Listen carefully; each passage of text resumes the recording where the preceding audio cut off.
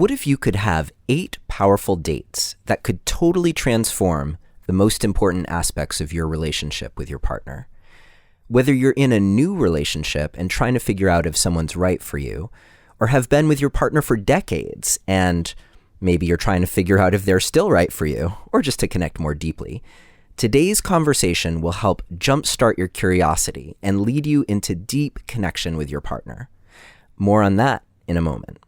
First, just a quick reminder, the Relationship Alive podcast is my offering to you so that you can have the best relationship possible. We've been going on now for about 3.5 years. And if you're finding the show to be helpful, there are a few things that you can do to help make an impact. The first, and perhaps the most important thing, is to share the podcast with your friends. Sharing in person, posting links on social media, these are all great ways to not only get the word out about Relationship Alive, but you also never know when someone might really need some relationship help, and you could be providing them with just the thing they need to feel supported, or to help them take things in a new direction.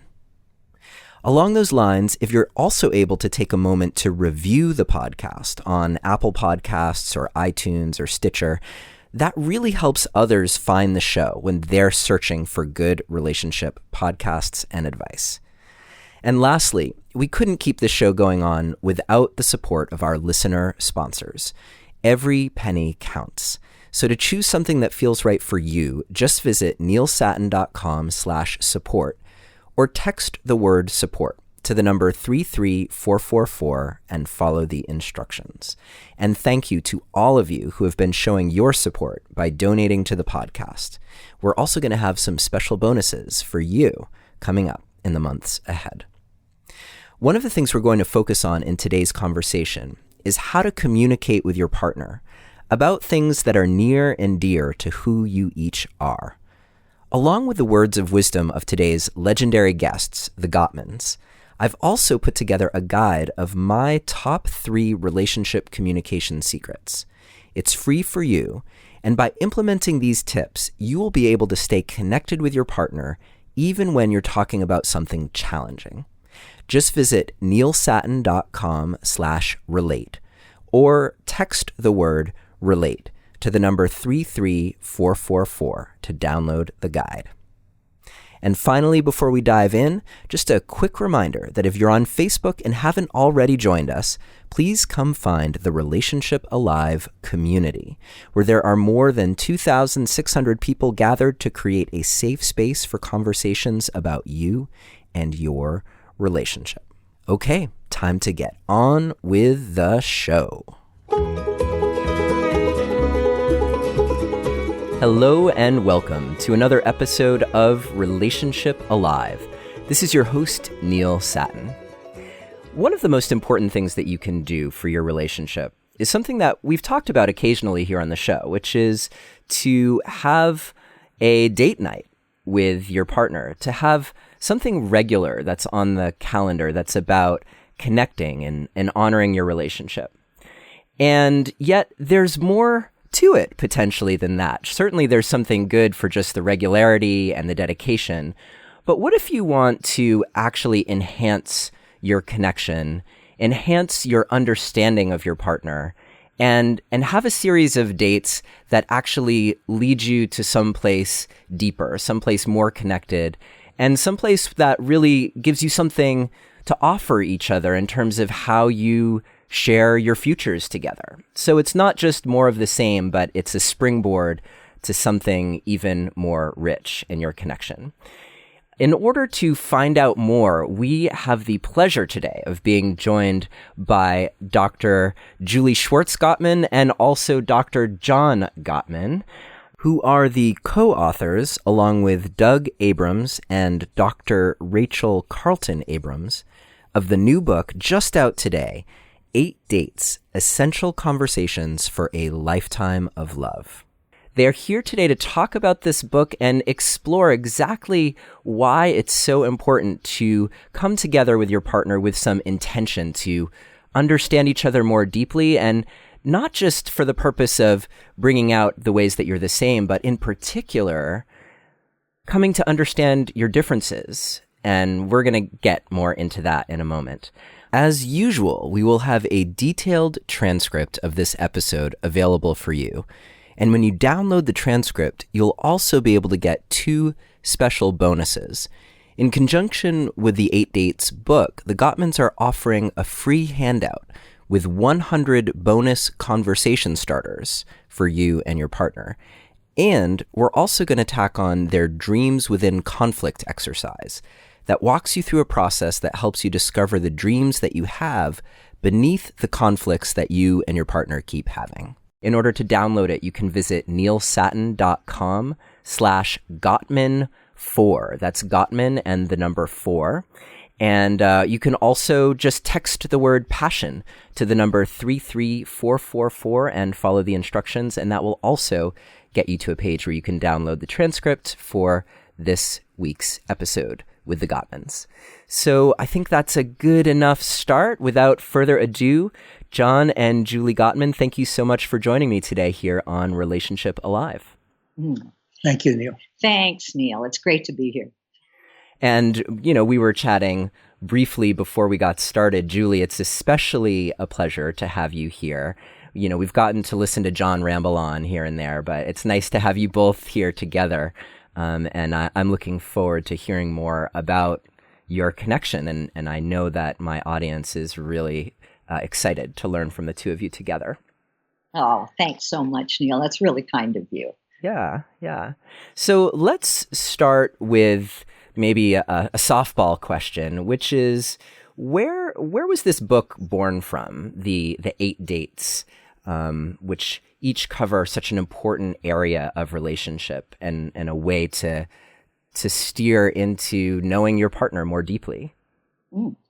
Well, initially, what happened is that we were privileged to be part of a think tank about relationships and how to really support relationships nationwide. And we met our friends, Doug and Dr. Rachel Abrams, at this think tank.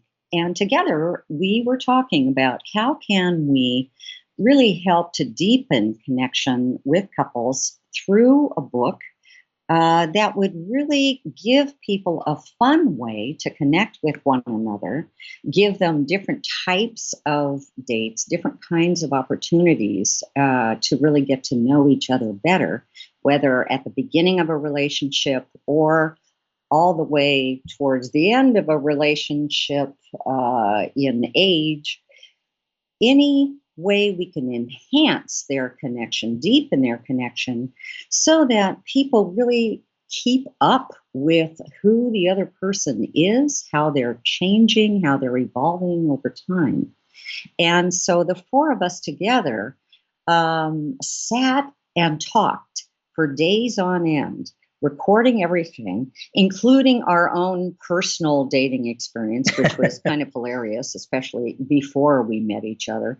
And really sharing stories as well as what kind of dates would particularly be great for relationships. And then we decided to do some research about it. So we crafted 12 dates and recruited 300 people. 300 couples. 300 couples. Yeah. Thanks, love. He's always accurate with the numbers. To take these dates and see what they thought about the dates, to really experience them. And then we recorded their conversations, the dates that they had. And we learned that out of the 12, several of them were complete duds. They were terrible. People were completely bored. They ended the conversation after 2.5 minutes and then they went to the movies. So, but there were 8 dates that in particular people really loved. And we created the book from those. Great. Yeah. And we're going to get into the stellar dates in a minute, but I'm curious, do you remember what any of those duds were? We had one date that was just about work and how people felt about work. And that was pretty boring. Right. We had to really reshape that date and change it. And by the way, we had about 37% of the couples, of the 300 couples, were brand new relationships. And, so the dates were really very important for people in very new relationships to find out who they were dating and see if that relationship had any potential. But the overwhelming majority were couples who've been in relationships for some time. And they found it really did enhance their, the quality of their intimacy. Yeah, what I really love about this book, among many things, was that it feels like, in many respects, it's a crash course in curiosity. And so whether you're in the initial stages of a relationship where you can kind of throw curiosity to the wind, it can sometimes feel like, you're on that dopamine-fueled high of just like enjoying everything about your partner. Or if you're, 20 years into a relationship and you feel like you just know everything there is to know about your partner. I love the way that this book gives people a structure to actually support deeper questions and to discover how there may be these places where they actually don't know each other in the case of a long-term relationship. Or, yeah, I love that model for new people who are getting to know each other to really have an opportunity to flesh things out before they're deep down the rabbit hole. Right. Yeah. When you think about some of your earliest dates, oftentimes they are so awkward. Everybody's on their best behavior. You've spent, maybe 6 weeks planning what you're going to wear, and you meet each other. You're nervous, you're awkward, you're anxious. And that can last for a while, several dates in, perhaps. So people aren't quite sure how to proceed in getting to know each other. And what aspects should they get to know about in terms of this individual when they're considering the possibility of having a long-term relationship?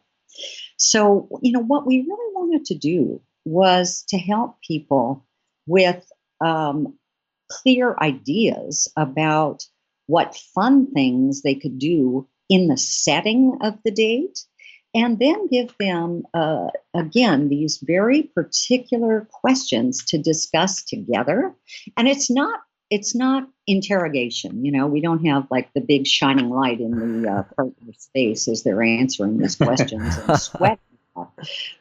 Instead, it's really people discussing them together and sharing at a deeper level what their values are, what their history is, what their needs are a bit.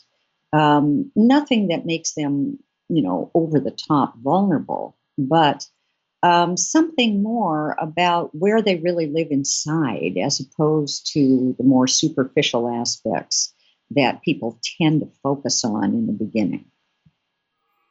Yeah, and I noticed that you started, like, date number 1 is with trust and commitment.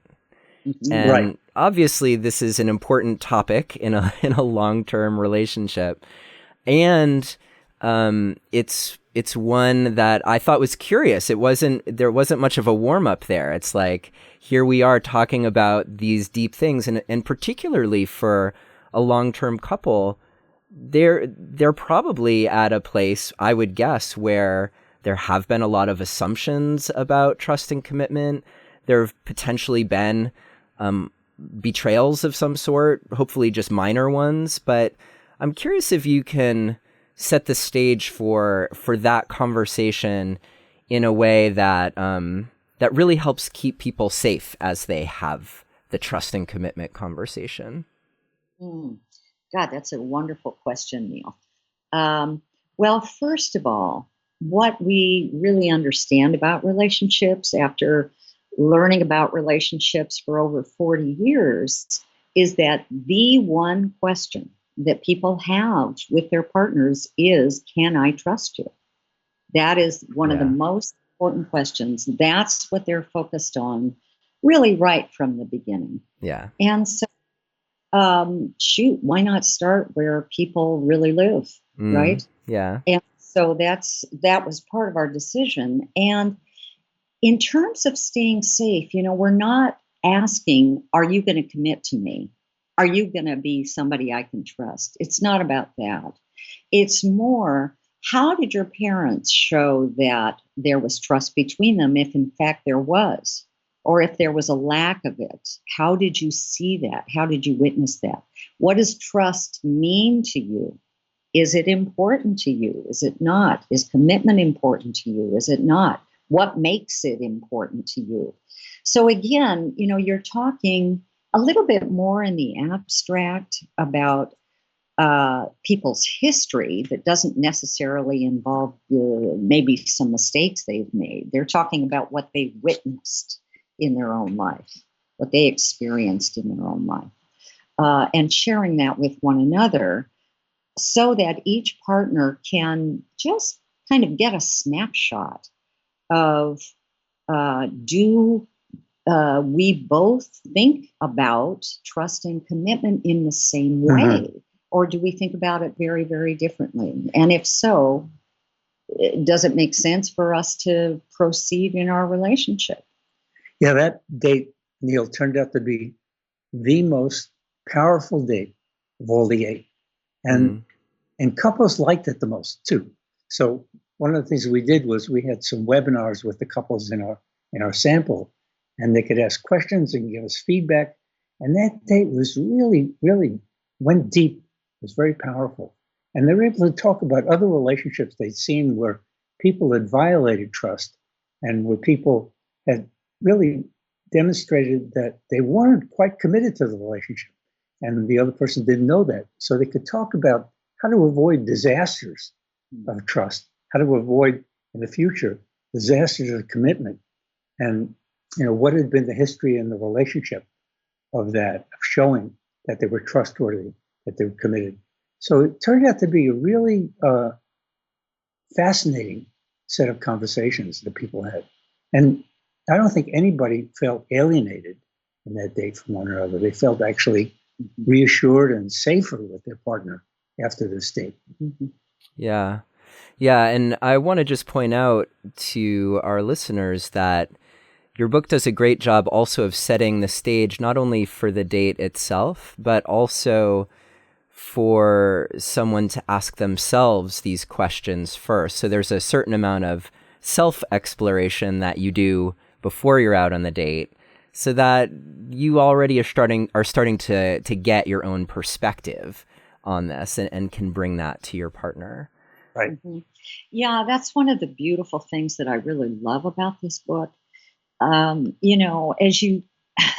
we all experience, Neil, we are so caught up in the minutia of our daily lives, in running from task to task to task, sometimes paying attention to the news, sometimes not, sometimes trying not to. And at the same time, do we give ourselves, those hours of really looking in the mirror and saying, who am I now? How has experience changed me? Yeah. What are my values now? What do I believe now? And so in a way, it's, as you pointed out, the book really gives the opportunity to meditate on who we are as individuals. So that when we do come together in a date to share that, we can do so with more clarity and maybe humor too. Yeah, I want to mention there was a study done at UCLA by the Sloan Center, and they put microphones and cameras in couples' homes, and they studied 30 dual career couples in Los Angeles, and they had young children. And their lives had really become kind of an infinite to-do list. And they never went out on dates. They spent less than 10% of every evening in the same room with one another. And they talked to one another an average of 35 minutes a week. Wow. All that conversation was about who's going to do what when. Right. They never had a date that was a romantic date that really built on intimacy. So they basically were carrying on with life and work and really ignoring the relationship. I'm wondering if you could speak to that a little bit on a personal level, because both of you are very active in your careers, and I'm and you had a family together. How have you managed honoring that commitment to date night? And is that something you had all along, or was it just kind of a discovery along the way and you're like, we better do that? Like, it's working for everyone else. We should do that too. Or how have you negotiated and navigated that for yourselves?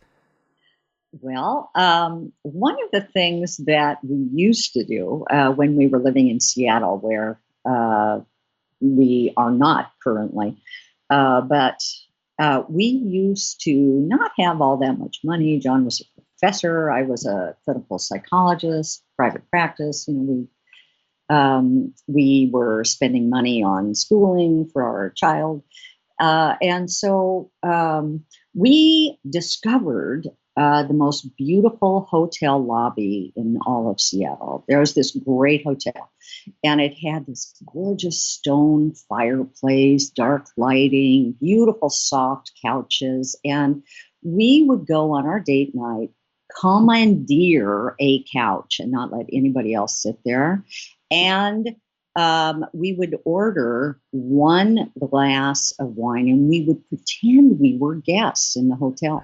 And we would sit and talk for hours and ask each other these big open-ended questions, similar to the ones that we address in the dates. And John would always bring a yellow notepad to take notes about what I said, which was always a worry because it meant this might show up in a book later on. And so, it was kind of like, oh my God, I better watch my wording here.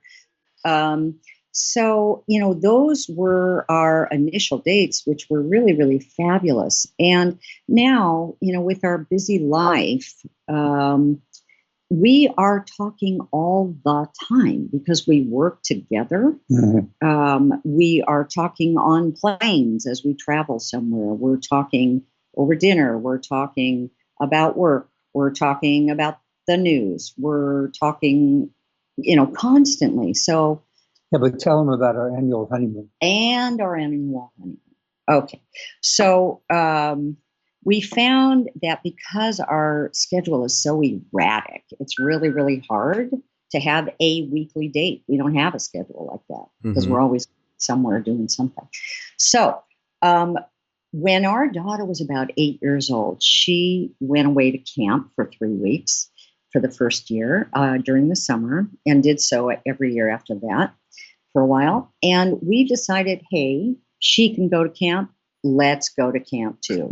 So we decided to take ourselves to camp, which was specifically this beautiful B&B up in Canada on one of the islands close to Vancouver, BC, called Salt Spring Island. And we would go there for about 10 days and do nothing but talk. We would just talk. And we called it our annual honeymoon. And we've been doing it ever since, every year. We bring our kayak. Yep. And we ask each other 3 questions. What did you hate about last year? What did you love about last year? And what do you want next year to be like? And then we talk about that for 10 days and really evaluate the year and then make plans about how next year will be different. And the reason we always go to the same B&B, it's been 20 years now, is that there's a restaurant in this little town that serves schnitzel, which is John's favorite. And he has schnitzel every single night for 10 nights. Right. It's not only the annual honeymoon, but the annual schnitzel fest. That's good. Well, it's schnitzel every night, and then maybe the rest of the nights of the year, you get to indulge in other delights as well. Right. John and Julie, we're going to take just a moment to talk about this week's sponsors, and they each have special offers for you as a Relationship Alive listener. I'm actually kind of chuckling to myself here because honestly, you're going to want to read every part of the book that we're talking about, John and Julie's 8 dates, because there's just so much value on each page. That being said, sometimes you don't need to read the whole book to get what matters most and grow and transform. And in those moments, our first sponsor is perfect for you. Their name is Blinkist. It can be challenging to be super growth-oriented and do a lot of reading when we're overwhelmed with work and other aspects of life. It can be just tough to fit it all in during a day. However, the Blinkist app will help you take charge of your own growth and expand your knowledge in a way that fits into your busy life. Blinkist is the only app that takes the best key takeaways, the need-to-know information from thousands of nonfiction books, and condenses them down into just 15 minutes that you can read or listen to. That way you can drop in and get the main points of the books quickly, which is a great way to feed your personal growth and development. With over 8 million users, Blinkist has a massive and growing library, from self-help to business to health to history books. Blinkist has been perfect for me. I read so many books for the show, but Blinkist has been a great way for me to take a quick but deep dive into a different book, especially if it's something that interests me, but I don't have the time to commit to reading the whole thing because it's not for the show. So when I want to read a business book or something about politics or just get to know a book better so I can decide whether or not I want to pursue it more directly and read the whole thing, I turn to Blinkist. Right now, for a limited time, Blinkist has a special offer just for you. Go to Blinkist.com/alive to start your free 7-day trial. You can check out all the books that you've been wanting to read at a fraction of the time. Again, that's Blinkist, spelled BLINKIST, Blinkist.com/alive to start your free 7-day trial. Blinkist.com/alive. Our second sponsor is Native Deodorant, and they also have a great offer for you. Now, you might be surprised at just how much time Chloe and I have put into finding a deodorant that not only works, but that doesn't have any harsh ingredients or overpowering fragrances. We like to smell each other. We just don't want to smell bad. That's where Native comes in. Their products are filled with ingredients you can find in nature, like coconut oil, which is an antimicrobial, or shea butter to moisturize, or tapioca starch to absorb wetness. They don't ever test on animals. They don't use aluminum or any other scary chemical ingredients. And they're so confident that you'll like their deodorant that they offer free shipping and returns. Now, Chloe has actually been using their unscented deodorant for a while, and I also recently decided to give it a try. I wanted to really put it to the test, and hopefully this isn't too much information, I put it on after having gone a day without wearing any deodorant or showering. I just wanted to see how it would do, okay?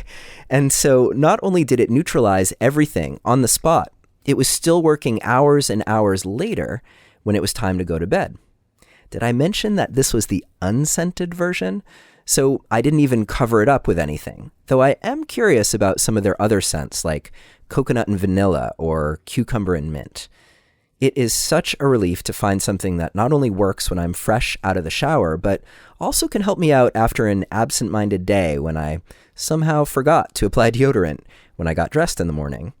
And Chloe has been raving about how amazingly Native deodorant has been working for her too. And my son, well, he just turned 12, so it's probably just a matter of time before some Native deodorant lands on his bathroom shelf too. And, as I mentioned, Native Deodorant has a special offer for you to give them a try. For 20% off your first purchase, visit nativedeodorant.com/alive and use the promo code ALIVE during checkout.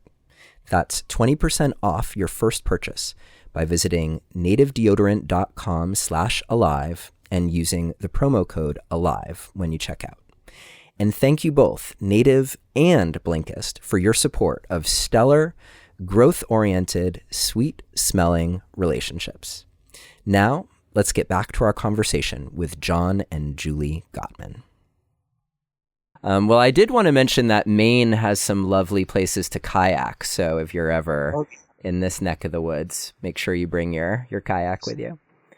Yeah, we would love that. Yeah. And, and Rachel and Doug also found that when Rachel was in medical school and doing her residency, that date night was just absolutely essential for maintaining the relationship and not ignoring it, not making it the last thing on a very long to-do list. So they kept passion and romance alive that way, and also emotional connection. So date night has been important for all four of us. Yeah, and I like the idea too, like when I envision Doug and Rachel's story, which, they talk about in the book, and I love that we get a window into your lives together. I think that's, maybe we'll even talk about that a little bit. I think it's so curious for everyone, right? Where they're like, well, they have all the answers, but what's their life really like? Are they really doing all this stuff? So it's helpful to hear. And I also like this idea that if you've prioritized it, and you've shown in so many ways how important it is, families with young kids, families who are, a relationship who's getting older, and why it's important to honor each other that way and the connection that way. I can imagine people triangulating and just being like, all right, this is important. We're committed to how important it is. And this is the 1 hour that we have in a week where we can find ourselves in the same place at the same time without all those other responsibilities, and being willing to be committed in that way to the process with each other. Mm-hmm. I realize we haven't gone really beyond that trust and commitment chapter in our conversation, but I'm also thinking about, you mentioned the anecdote of John working with a couple who he has this realization that they were never even really committed to each other. They'd always had a foot out the door, and when they got that reflected back at them, that became an opportunity for them to reflect on what commitment really was. And as much as they thought they were committed, were they truly committed to each other? Which is probably one reason why that first date is so powerful for people. Yeah. Exactly. Yeah, that couple, every time they had an argument or things got stressful, they were each thinking, I can do better than my partner. They were thinking about their exit strategy. Yeah. What can I do to get closer and more committed? How can I get past this period that's stressful? Yeah, I think you mentioned that as like a harbinger of doom in, not your classic 4 horsemen of the apocalypse, but the negative comparisons and how the impact that has. Can you talk about that a little bit so that our listeners understand what that means? Sure. There was a fabulous researcher who studied the antecedents to betrayal. What is it that led up to people having affairs? And what she discovered is that, in particular, an individual in a relationship would always be comparing his or her partner to some better alternative, another person who they thought was better than the partner they currently had. And we call that a negative comparison or a negative comp. And we found in our own research that when people continually make those negative comparisons, always finding their partner wanting, always seeing the negative side of their partner, rather than being grateful and cherishing what their partner does provide for them, then that often leads to crossing the lines into developing relationships with someone else, perhaps beginning with a friendship and then perhaps deepening them into a possible betrayal, whether it's an emotional affair or a physical affair or both. And so the whole idea of not making negative comparisons with your partner and someone else, but instead trying to see the good in what your partner is, who they are, what they do give you, what they are beautiful in, is a way to really keep the relationship stable, keep the relationship loving, warm, really a treasure for you. Yeah. Another thing that this researcher, her name is Carol Rusbolt, Rusbult, Carol Rusbolt found was that when conflict happened, these couples, instead of giving voice to their complaints and talking about their needs, would talk to somebody else about how miserable they were in the relationship and confide in someone else, not in their partner. And so part of what this book talks about is, one of the dates is about how to deal with conflict. And the other thing about the book is that it tries to teach the skills of managing conflict well in the relationship and having intimate conversations. Yeah. Yeah, I'm wondering, just a quick little footnote on the negative comps. Is that an intervention that you suggest? So if I'm someone who notices, oh, I do that all the time, I'm always thinking, if I just were with so-and-so, or the grass is greener, and I could even see that being a bit of an addiction for people, and I'm using that term loosely, but that kind of like, oh, I could just escape this. And what is a way that, Mm-hmm. Go ahead. It's kind of a mindset. Mm-hmm. Yeah. There's two things that need to be changed with a couple where Great. That's going on. One is that the individual who's making the negative comps needs to be thinking about what do they need that is not being met in the relationship, and bring that up with their partner. Not talk to somebody else, as John mentioned, but to bring it up with their partner, to really think about, okay, what's missing for me? What is it that I'm feeling? Am I feeling lonely? Am I feeling starved for affection? Am I feeling criticized or put down all the time? What is it that they need? And taking their need and expressing it in a positive way. We call this expressing a positive need, which means if something feels bad, flip it on its head to think, okay, what do I want in place of that negative thing? For example, if you feel criticized all the time, I would love to hear appreciations from you. I would love to hear some compliments from you about how funny I am, or how I look, or, what a great human being I am in general, of course. So flipping that need on its head and giving a positive need to it. What is it you do need rather than don't want or need? That's one thing. The other thing is looking at your partner with different eyes. And this, again, takes a whole mental shift. What is my partner doing right? Not what are they always doing wrong, but what are they doing right? For example, John and I have been together for 32 years, and every single morning he makes me coffee. Anybody who makes me coffee is my hero. Heart for, life upon life. And so John has been doing that every single morning, and he makes the best coffee in the world. And so I always thank him every morning for making coffee, seeing the good. I could take it for granted and say nothing, but that's not helpful in a relationship. And I do appreciate it. Yeah, you do. Right. Well, you can think about the fundamental problem in relationships is that we are actually attracted to people who are very different from us. And that's why the dating websites have a broken system of matchmaking. Because they're matching people and saying, if you date somebody who's just like you, you're going to really like each other.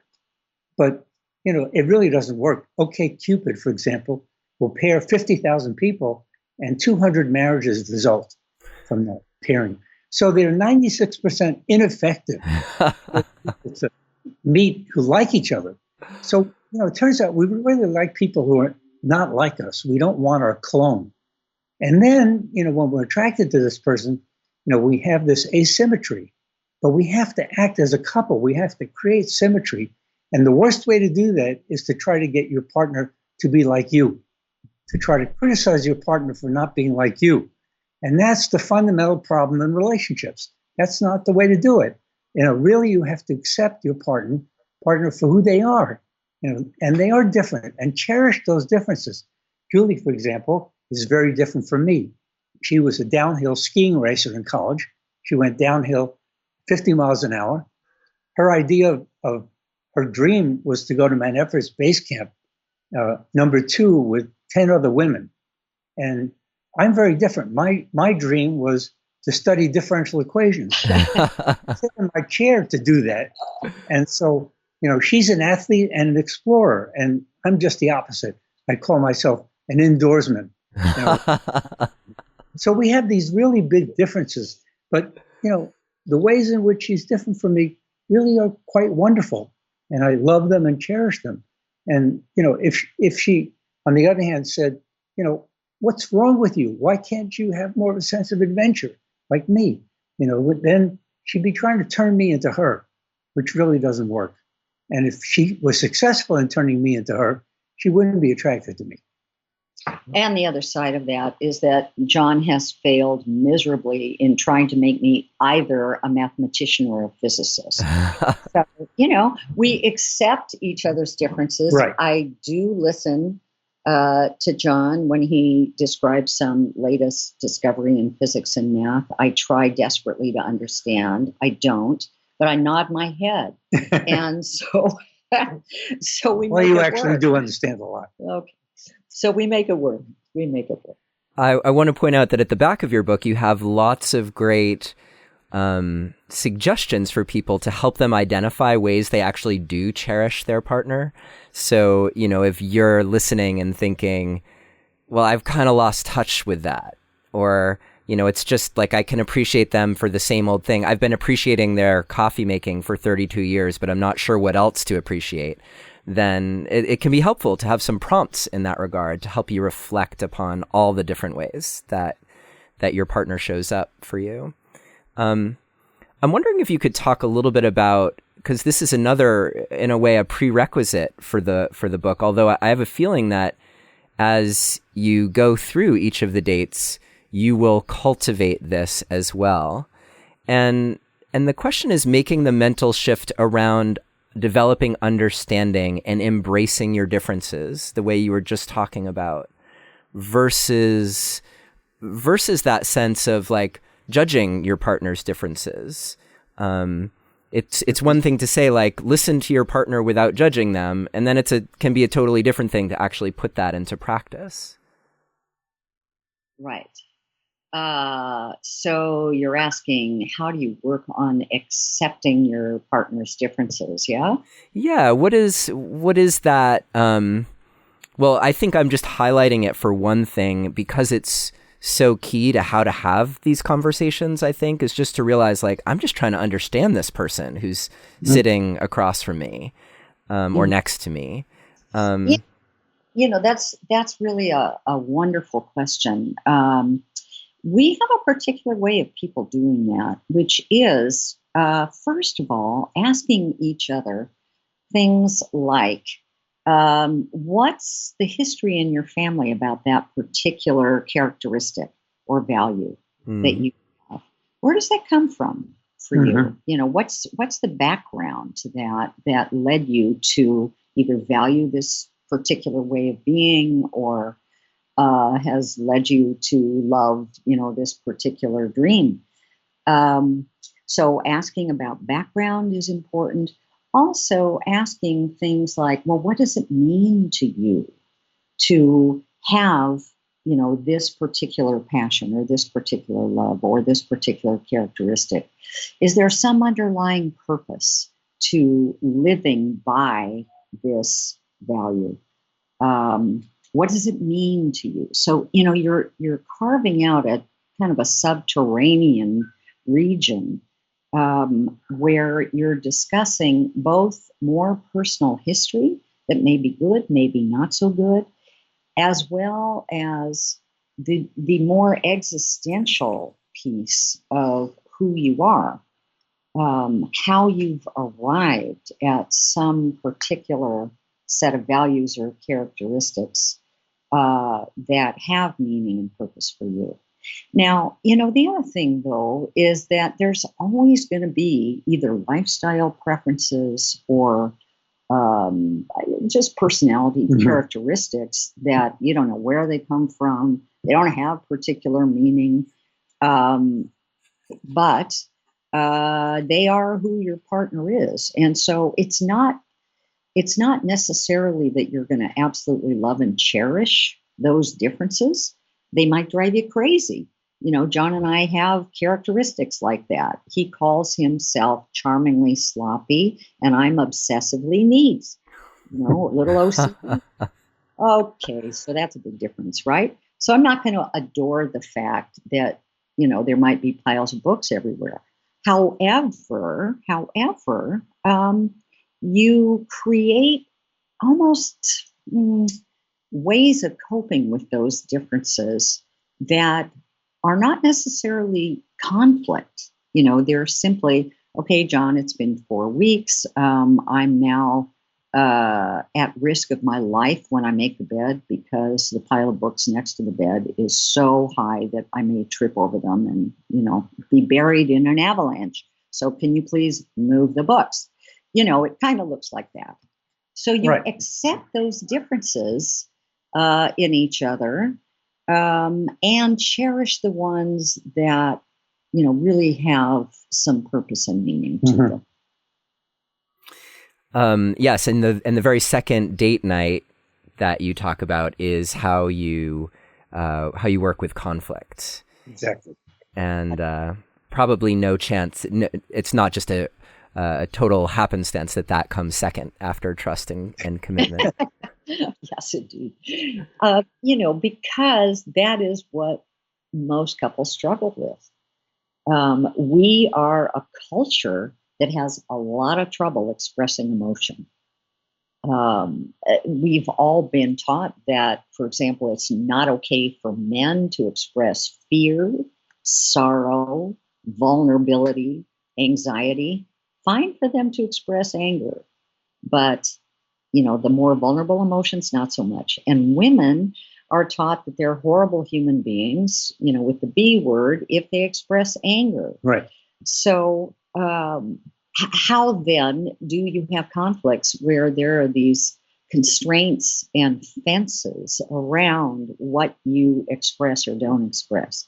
So what we believe is that it's incredibly important for people to express all of their emotions, whether it's anger or sorrow or frustration. But that chapter in particular really focuses on how do you express those emotions, especially if they're negative ones, and how do you respond to them with empathy when you hear them, rather than just defensiveness, which, takes you down the wrong path. That's that chapter. Yeah, we've learned that behind every one of these negative emotions, there is a longing. And in that longing, there is a need and a recipe for solving the conflict. So we have blueprints that we can offer that make conflict really constructive. So it doesn't alienate people. It actually brings them closer together and creates that understanding that you were mentioning earlier. Yeah.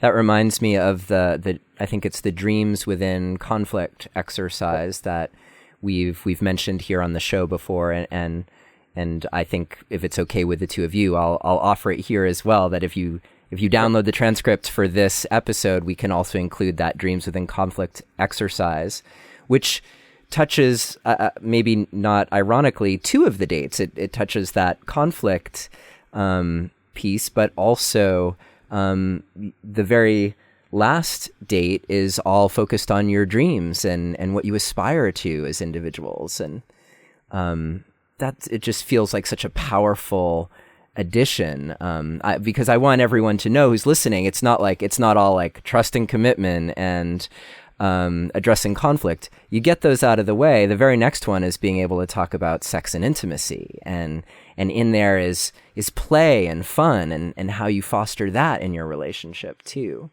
So yeah, go ahead. Right. So, a lot of people think that, well, if you solve all of your conflicts, your relationship is going to be just dandy. But we found in our research that really wasn't true. that you do have to focus on how do you create more positive experience in the relationship. We all work so darn hard that we forget how important fun is, how important play is, how important a sense of adventure is. And the fact that we can share those with each other is part of, the wonder, the beauty of having a terrific, committed relationship. You've got a playmate. You've got somebody you can do all of that with. You can have wonderful sex. You can have intimacy. But you have to be able to talk about what it is that you love, what brings a sense of adventure and fun to you, ways that you would prefer to have intimate connection. How do you want to do that? What's going to feel great for you?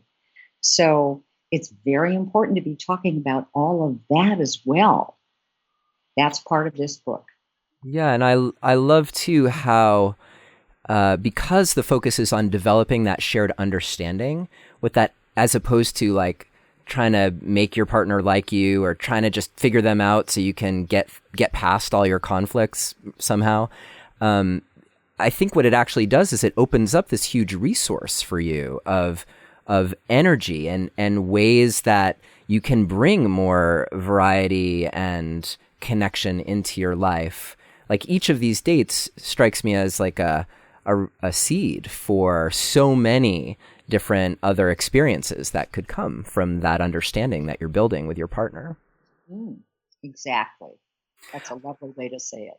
I'm wondering if, and you can say no, you can pass on this question if you like, but I'm wondering if you'd each be willing to share what you think the most valuable skill for you has been in your relationship. Like what is the thing that, and I'm sure there's more than one thing, but when you think about like what being together for 32 years has been like, what has been something that you fall back on, something that not only is reliable for you in terms of helping you in your connection, but also you've had to maybe revisit it again and again as like being reminded like, oh yeah, this is something I'm working on. And I have to bring that attention to my own work and growth in order to make this connection work.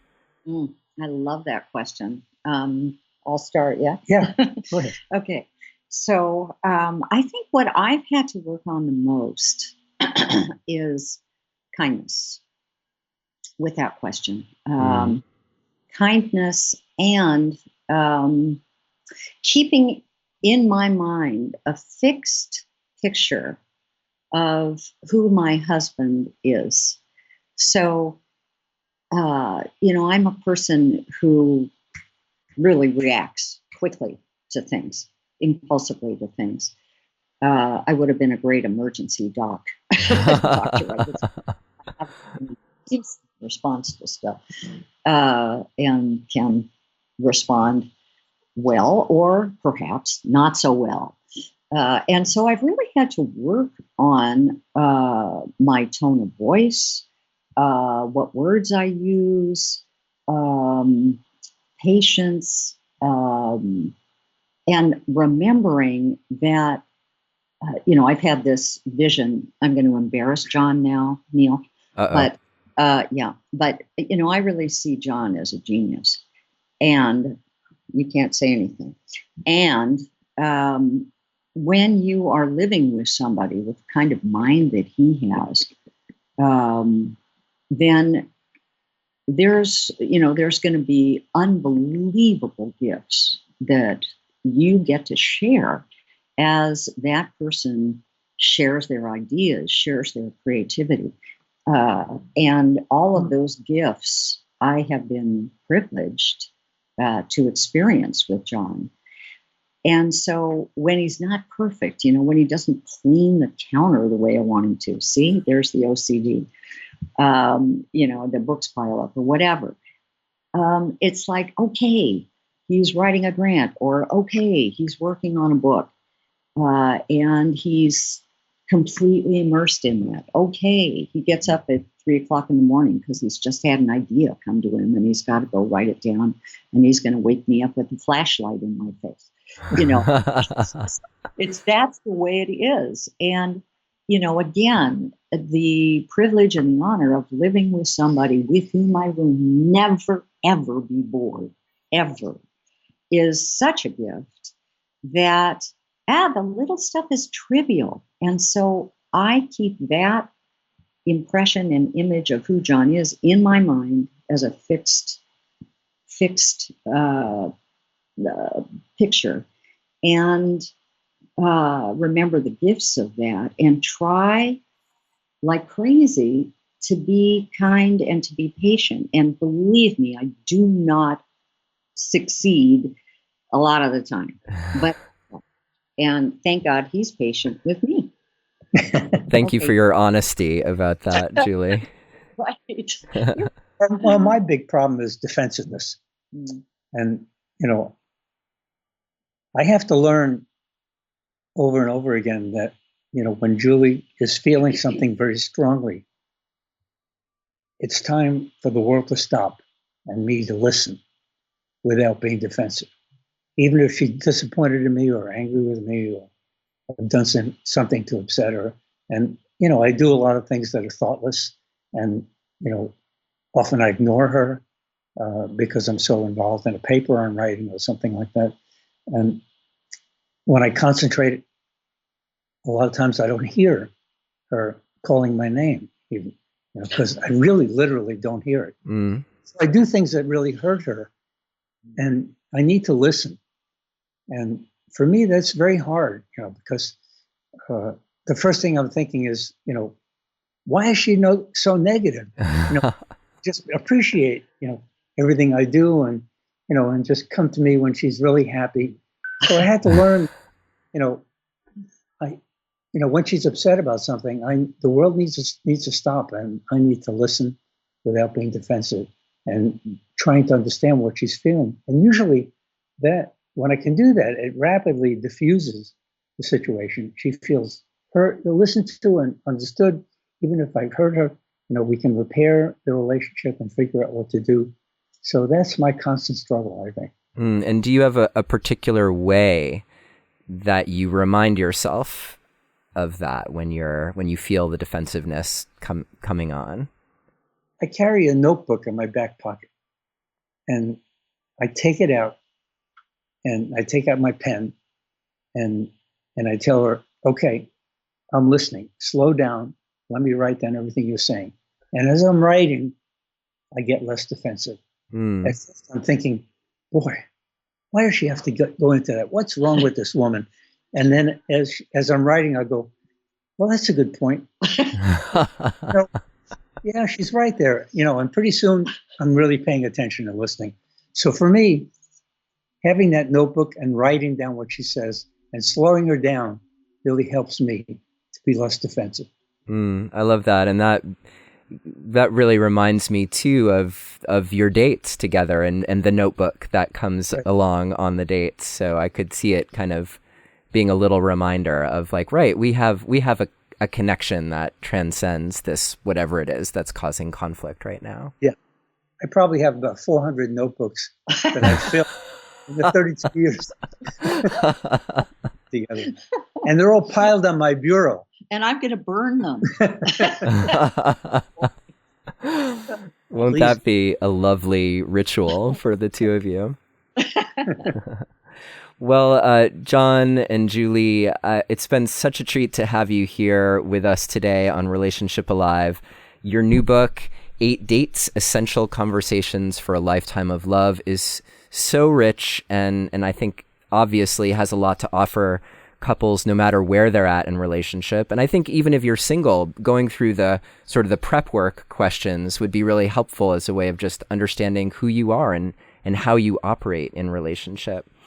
You can also visit Gottman.com to find out more about Julie and John's work, the work they're doing through the Gottman Institute, and they're going to be on a book tour to support the 8 Dates book, traveling all over the country, so you may be able to catch them in your community. And I definitely encourage you, if they're anywhere nearby, go check them out. You'll have a chance to ask questions, I'm sure. And as you can tell, they're delightful people. So I encourage you to go and find them when they're in your neck of the woods. Other than that, if you want the transcript to today's episode, neilsattin.com/Gottman4. And as you might get, that's because we've had John on a few times before, so you can go to Gottman, Gottman 2, Gottman 3, and you can get your dose of Gottman. And it's so sweet, Julie, to have you here with us as well. I've loved your contribution today in this conversation. Thank you so much both for joining us, and I look forward to having you here again on Relationship Alive. Thank you so much, Neil. It was really fun. Thank you. Thank you for listening to another episode of Relationship Alive. If you like what you've heard and want to make it easier for other people to find out about us, please take a moment to subscribe to our podcast and to rate and review us on iTunes. If you have questions or comments or want to continue the conversation, you can always join our Relationship Alive community Facebook group. And for more information about today's episode, visit us online at neilsattin.com/podcast. Or you can always text the word PASSION, PASSION, to the number 33444 for more information. Finally, do you have a burning question that you're hoping we can have answered here on Relationship Alive, either for a future or past guest? Let me know and I'll see what I can do. Take care and see you next time.